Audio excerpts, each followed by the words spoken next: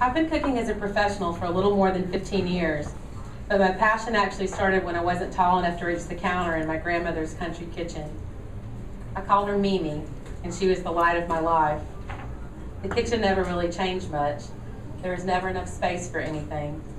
The overhead light hummed. My grandmother's recipes were posted on the inside of the cabinet, some written in her old-fashioned, loopy, spidery penmanship directly on the wood. My grandmother and I spent hours together in that kitchen. There are photos of me as young as 3 years old, standing on a stool helping. As dinner cooked, we'd roll out the biscuits, and she'd let me make a handprint with the scraps of dough. The tiny fingers on my biscuit would cook very dark in the heat of the oven, taking on a slightly bitter, almost nutty taste. I know that's where my love of cooking took root, working at her side on her linoleum countertop in the gentle breeze of the oscillating fan. My grandmother could cook. Her pound cake was legendary. She'd wake up in the early morning before the heat of the day and prepare fried chicken, buttermilk biscuits, old-fashioned butter beans, creamed corn, okra, and tomatoes. Many of the vegetables were grown in my grandfather's garden. My grandfather, Dee, was a patient man. Mimi would call outdoors and make the man take off his shirt so she could wash it. And that never made a lick of sense to me. He'd mumble quietly underneath his breath, "Lord have mercy." But he would have moved a mountain range for her.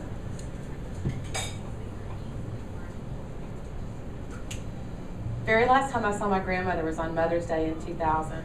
She had a sore throat, went to the doctor, and was diagnosed with cancer. She was 91 and conceded defeat when she heard that ugly word. When I returned to her simple country kitchen, our tables were turned, and I cooked for her. There's still hardly a day that goes by that I don't think of her. I often wish I could be in the kitchen with her, smelling her chicken frying just one more time. My mother, Virginia, also known as Jenny, grew up in Columbia County, Georgia. She returned there almost 25 years ago and now lives less than a mile from the house where she was raised.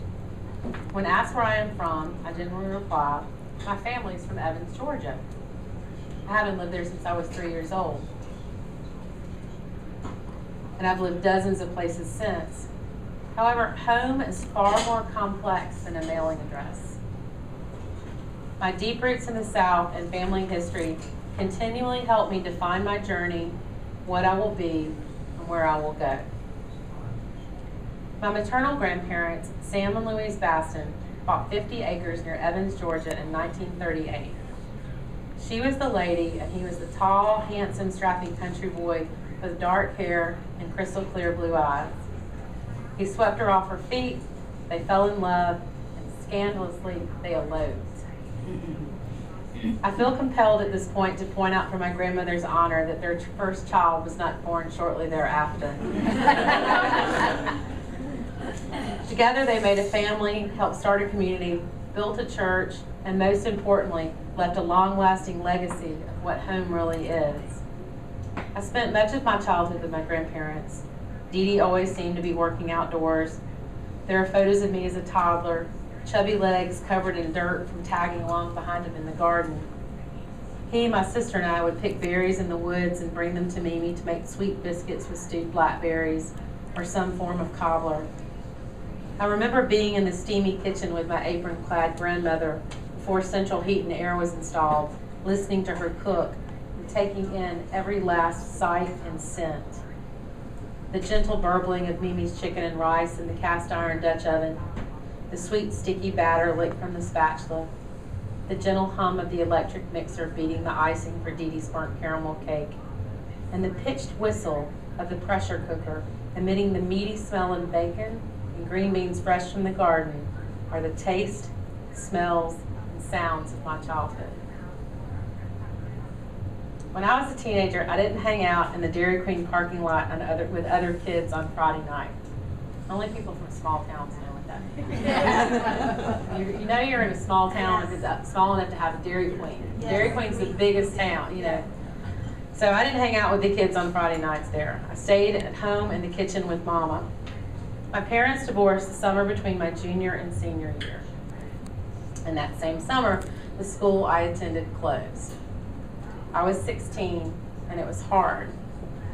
Mama and I leaned on each other, and it was then that our grown-up really friendship started as we spent time in the kitchen together. Instead of attending my senior year of high school, I started college. Mama never let on she was worried. She believed in me, and if she had any hesitation about her sheltered, bookish daughter starting college at 16, she never said a word. After a great start, I sputtered a bit and I got lost.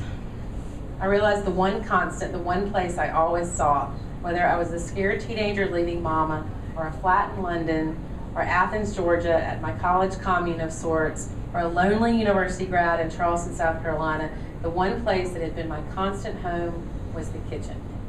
And that realization started me on my way. My first job cooking was on a TV cooking show with Natalie Dupree. I learned to make Sally Lunn bread and enjoyed the infinite pleasure of feeling crust tearing beneath my bite to reveal the moist, yeasty crumb inside. I attended culinary school at l'Académie de Cuisine in Bethesda and was taught to make earthy, fragrant soups. I tasted delicate, clear consommes that belied the complexity within. I discovered an infinite world of sauces beyond my familiar gravy and learned about reductions, seasoning, and balance. I remember my first taste of the slick, iron-rich demi-glace and the brittle, bony minerality of court bouillon. Shortly thereafter, I moved to France. I was supposed to be at La Varenne in Burgundy with Anne Willen for 3 months, and I was there for nearly 3 years. At La Varenne, I felt like I actually tasted the warm grassiness of butter for the first time. I explored cheeses I had never known, some heady and thick with animal aroma, others delicate, pure suspensions of fresh, sweet milk. The vegetables from the garden reminded me of home. Voluptuous tomatoes bursting with savory flavor, sweet tender squash, and musky honeyed melon fully ripened by the hot summer sun. My kitchen home grew increasingly larger. I felt like I'd been given keys to the culinary castle. Learning through the French emphasis on basic fundamental techniques, I tasted and saw food as I had never seen it before.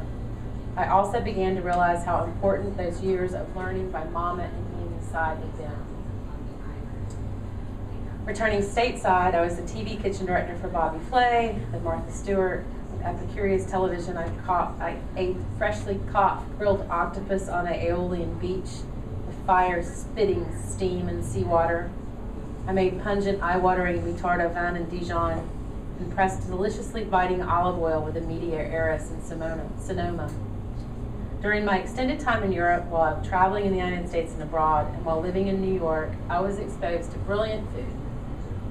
Simple to complex creations made in people's homes, through my work, or prepared in restaurants by some of the world's most celebrated chefs.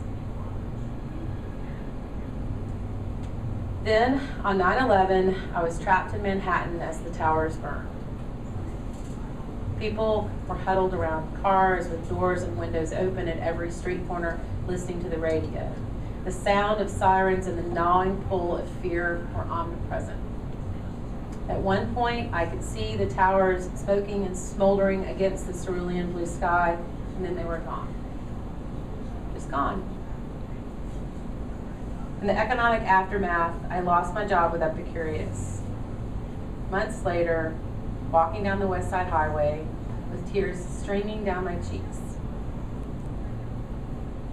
The sound of sirens still permeating the air, I realized I wanted to go home after nearly 10 years away from the South. I just wanted to go home. Like many expatriates, I returned home with a better sense of place than I would have ever had I never left. That's so important. In my travels, I had built upon what my grandmother and mother had taught me, a solid repertoire of basic fundamental techniques.